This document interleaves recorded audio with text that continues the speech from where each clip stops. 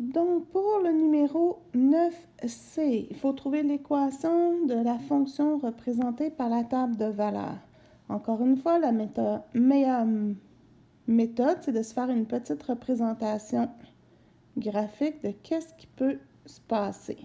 Donc, j'ai le point 1, 42, donc on va dire à peu près ici, le point 3, 378, 6, 10 026. Donc, on s'aperçoit que ça monte de façon très rapide comme une courbe.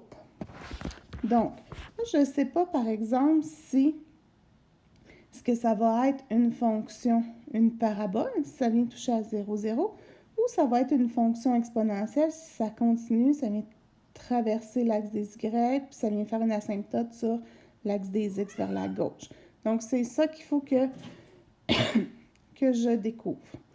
Donc, j'ai deux choix, soit une parabole, soit une exponentielle.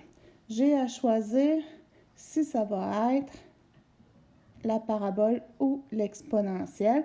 Et là, je n'ai pas le choix. Il faut que, dans les deux cas, je valide. Vérifions la première hypothèse si c'est une parabole. Donc, je vais aller trouver son équation. Je sais que si c'est une parabole, c'est f de x est égal à ax carré.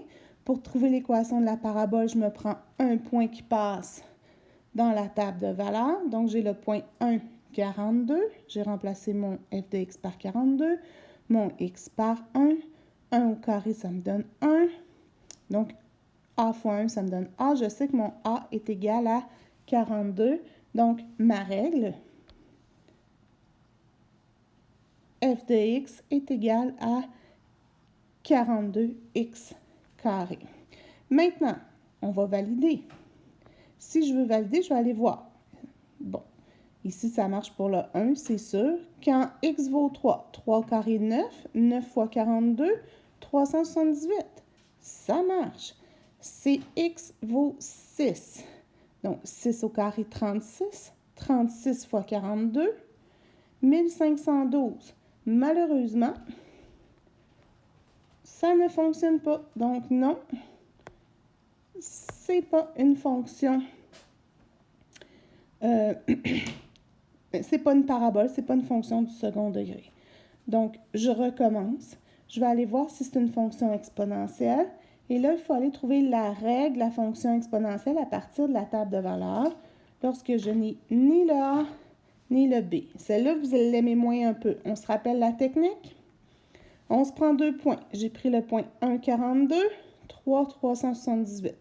On vient remplacer pour les deux points dans l'équation, puis on vient diviser ces deux équations-là.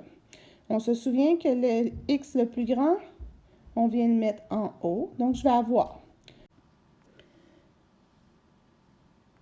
mon 348 qui est égal à A fois B exposant 3 sur 42 qui est égal à A fois B exposant 1. Si je les divise, 348 divisant 42, ça donne 9. Les A s'annulent. Donc, voilà.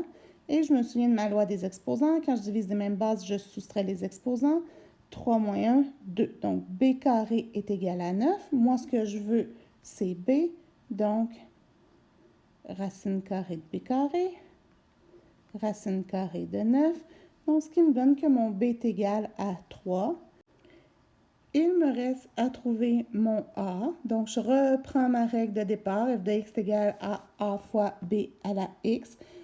Je remplace le B par 3. Je me prends un point. J'ai encore pris le point 1, 42. J'ai remplacé f de x par 42. Le x par 1. 3 exposant 1, ça me donne 3. Donc, pour pouvoir avoir mon A, il faut que je me débarrasse du fois 3. Je le fais d'un côté, je le fais de l'autre. 42 divisé en 3, ça me donne mon 14. J'ai mon A, j'ai mon B, j'ai tout ce qu'il faut pour trouver la règle. Donc, f de x est égal à 14 fois 3 exposant x. Là, c'est pas tout. Je vais quand même prendre le temps de valider. Donc, je vais aller voir. Si x vaut 3, 3 exposant 3 fois 14, ça me donne bien 378. Si x vaut 6, 3 exposant 6 fois 14, ça me donne bien 10 206. Et 3 exposant 8 fois 14, ça me donne bien 91 854. Donc, oui, j'ai trouvé la règle. Donc, la règle de cette fonction-là, c'est une fonction exponentielle et c'est f de x est égal à 14 fois 3 exposant x.